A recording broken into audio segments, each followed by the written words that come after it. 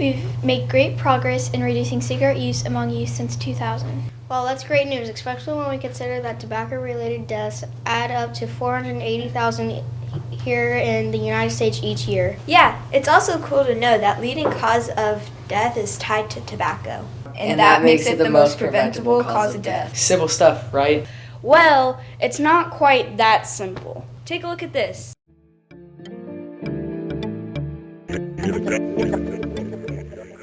We've seen crazy increases in the use of e-cigs since 2016. That sucks. How did it happen that this new thing caught on so fast? Well, as it turns out, some parts of this trend aren't so new. It's more like history repeating itself. You mean like back when? Exactly. It's the same time-tested idea of marketing products that will get first-time tobacco users addicted to nicotine. Already back in the 1950s, cigarette producers hacked the chemistry of nicotine as it comes from the plant and made it more addictive. You're kidding. My grandpa wasn't even born then. True, but researchers were working on ways to get increased doses of nicotine into the mouths of more potential addicts. And they found that when some folks tried cigarettes for the first time, they experienced a burning sensation in the throat and did not get the full rush of nicotine cap delivered. Yeah, they found that the natural nicotine wasn't going through the membranes of the respiratory systems and getting to the brain as they intended. The first significant development was to add ammonia to the nicotine molecule. Wait, you're not going to bore us with another chemistry lesson here, are you? No, but let's just say that adding ammonia to the mix stole a positive ion from the nicotine molecule and made it stable, which in other words made it easy to pass easily through membranes in its free base form. Hold on, did you say freebase? That sounds terrible. Like we're suddenly talking cocaine or heroin here. In a way, I guess we are. Addiction is addiction. The harmful effects of nicotine in all forms, and especially as it comes from e-cigarettes, Is nothing short of terrible when it comes to what kills people. But I've heard that e-cigarettes are better than cigarettes, and that they are the latest development to help people quit smoking. The jury's still out on that. Way out. For a little history lesson, the first e-cigarette was actually developed back in 1927. Holy, that's back in the Civil War. Well, not that long ago, but you're thinking. It was a highly experimental device, and it wasn't seen again until 1963, when it was introduced with the intentions of making a splash in the tobacco market. But the world wasn't ready for such devices just yet, and it died a quiet death that all changed in 2003 when a pharmacist A pharmacist? developed a device that operated like some of the e-cigs we see in today's market. His dad was dying of cancer, and he knew of the chemical additives in cigarettes, so he was just trying to help. Oh man, this is like in the movies when the hero tries to fix something with a magical machine, but the bad guys get a hold of it and make things even worse. Yeah, just like that. Well, the market caught on and it grew to the popularity of e-cigs we're seeing today. Basically, all these devices make use of battery power that heats a wire coil that turns red hot to boil the nicotine syrups until they vaporize. But what about those huge ones that look sort of like a bottle of cologne? Oh, those have been changing a lot. In recent years, they've increased the size of battery packs and even doubled up on batteries so that they can make the larger coils devices hit temperatures from 390 to 490 degrees. Wait, that's more than twice the boiling point of water. That's right. A higher heat makes more flavor come through in the syrups. And the addition of vegetable glycerol produces huge clouds. Oh man, cloud chasers. Exactly. Some folks are hung up equally for the artistic creations of their clouds and their craving for nicotine. But get this, the syrups they use contain nicotine concentrates far lower than cigarettes. That's a good thing, no? Not really.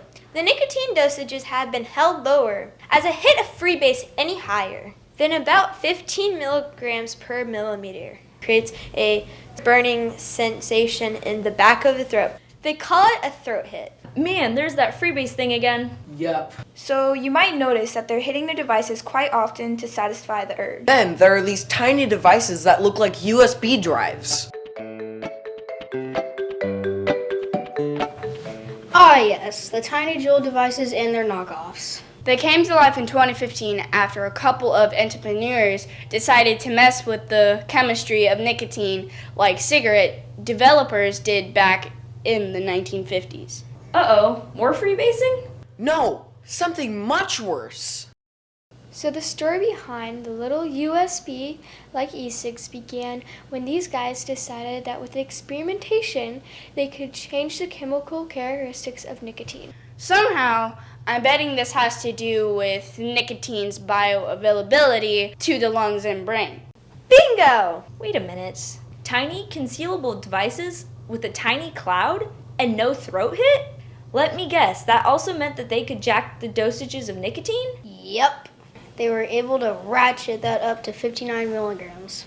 They come with flavored pods that last about 200 puffs, which is also about what you get out of a pack of cigarettes. What emerged from their lab in 2015 was a monster. Oh, it's alive! It's alive! It's alive! It's alive! Wow, so it took 65 years for the tobacco industry to come full circle. Well, tobacco companies weren't in on this one and were left behind when sales at Juul started going through the roof. Altria, one of the major tobacco companies, which owns Marlboro, bought 35% of Juul for $12.8 billion. Whoa.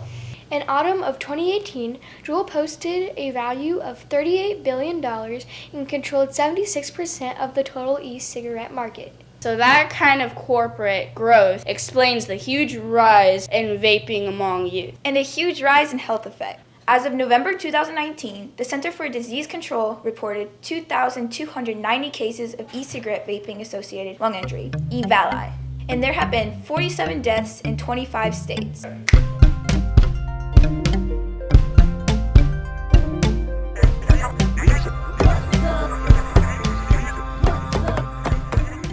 So far, it appears that most of cases are tied to vaping products containing THC from marijuana. More than half of those getting the illness were 24 years old or younger, and research suggests that the liquid containing THC also contains vitamin E acetate, which is a thickening agent. It's found in various foods and okay to ingest through the mouth, but may interfere with the function of the lungs when it's inhaled. And on top of that, these things are causing nicotine addiction as it could reach the hands and mouth of youth. Ugh, addiction is the worst. Yeah, just the thought of nicotine racing down the throat, into the lungs, up through the heart, and into the brain's receptors in less than 10 seconds scares the crap out of me. Me too. That's enough to keep me from trying any form of tobacco. Can you imagine vaping with a pod containing 59 milligrams of nicotine? I can't. I mean, it's not a comforting thought. Think of what the neuroreceptors are doing with all of that. It would create a dopamine circus inside of your brain. We are going for liftoff in the guidance. We are going for liftoff. Yeah, with more and more neuroreceptors screaming for it, you'd have to keep increasing your intake to achieve that feel-good sense of satisfaction. Yup. And then it gets nearly impossible to quit. Withdrawal's the toughest. Knowing all of this, why would anyone start vaping in the first place? Well, here are the main reasons why youth try vaping. Well, I didn't see that coming. I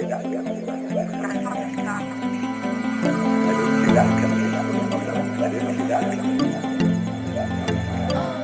Well, none of these are convincing enough to make me try. It's important to know that the body can recover from addiction for the same reason that we function so well without ever starting. I mean, right now we have all the feel-good chemicals in our brain that we need. Regular activities and healthy lifestyles trigger the right amount of dopamine. That's true. Diet, music, hobbies, and mindfulness all produce positive vibes in the mind. But then there's peer pressure sometimes. Yeah, for sure. What's your best line? Best line? What do you say to others who offer you e-cigs? I just say no thanks. No thanks. That's it? You make it sound so simple. It is, really. All you have to practice is saying like you mean it. What about you? I just say that I don't want to try something that I'll probably like a lot and get hooked for the rest of my life. For those who are hooked on e-cigs or other forms of tobacco, there's the Alaska Quit Line. It's a great service, it's confidential, and they'll set you up with a quit kit and other resources to help you kill the monster. If you're over 18, they'll assign you a quit coach. Well, that about concludes our presentation. Please take time after watching this to ask more questions and learn more from our hosts.